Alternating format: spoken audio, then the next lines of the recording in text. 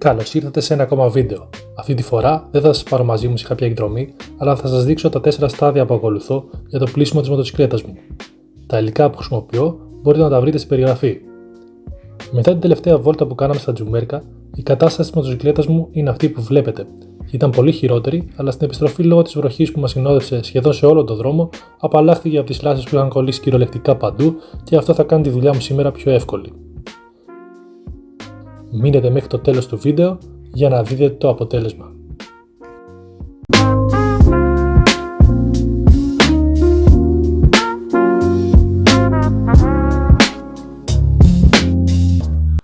Ετοιμάζουμε τον αφροποιητή μας σύμφωνα με τις αναλογίες που γράφει η συσκευασία και ξεκινάμε την πρόπλυση. Σκοπός μας είναι να καλύψουμε όλη τη μοτοσυκλέτα με τον αφρό για να φύγει το πρώτο στρώμα βρωμιάς.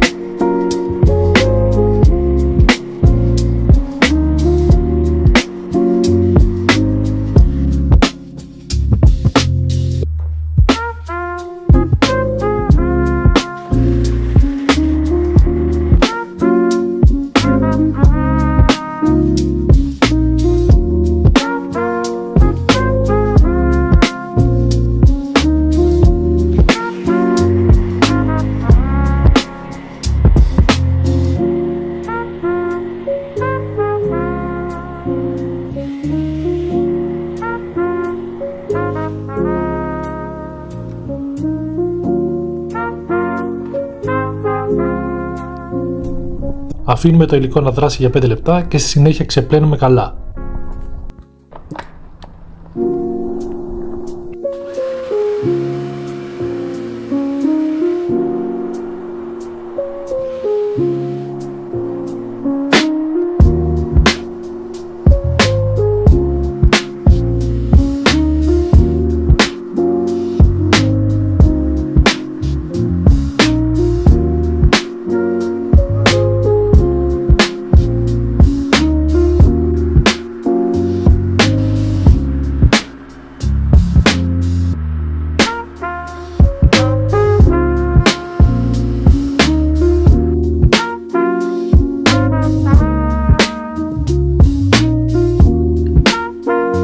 Για τον καθαρισμό της αλυσίδας και τα υπολείμματα από γράσα χρησιμοποιώ ένα decreaser.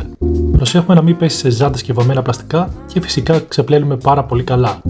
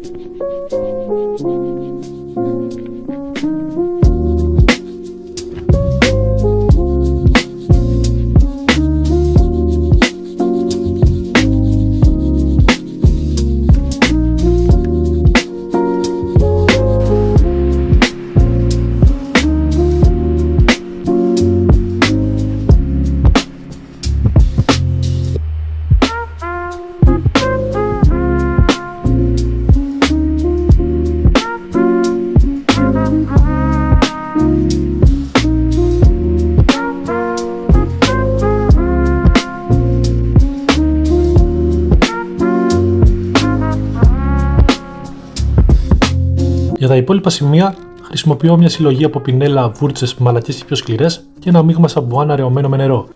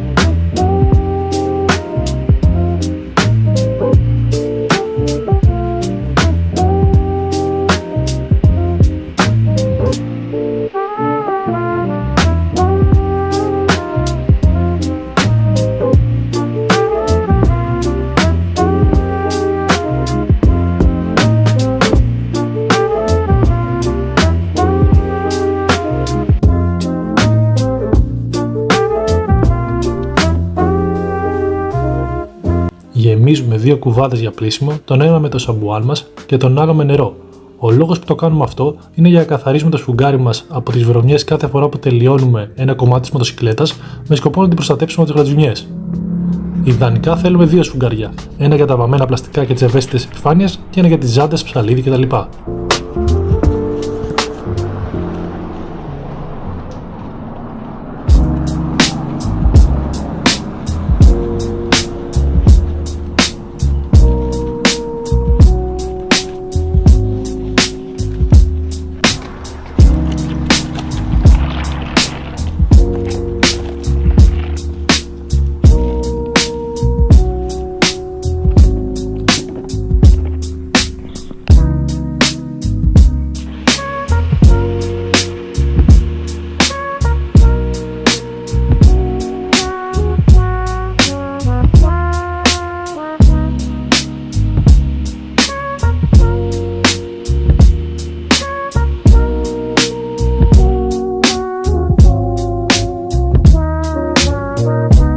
Στεγνώνουμε πολύ καλά όλα τα μέρη της μοτοσυκλέτας, καθώς και την αλυσίδα.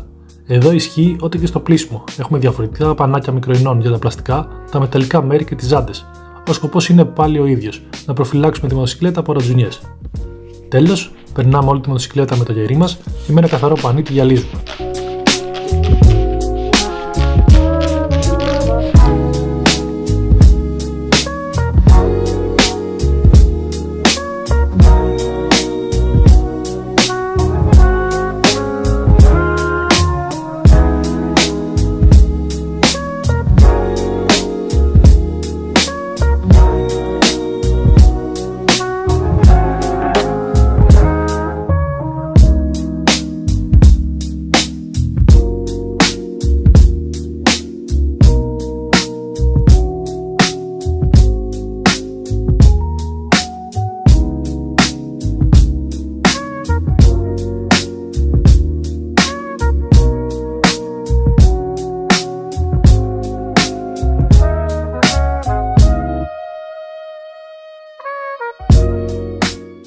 Η μοτοσυκλέτα μας είναι έτοιμη για νέες περιπέτειες.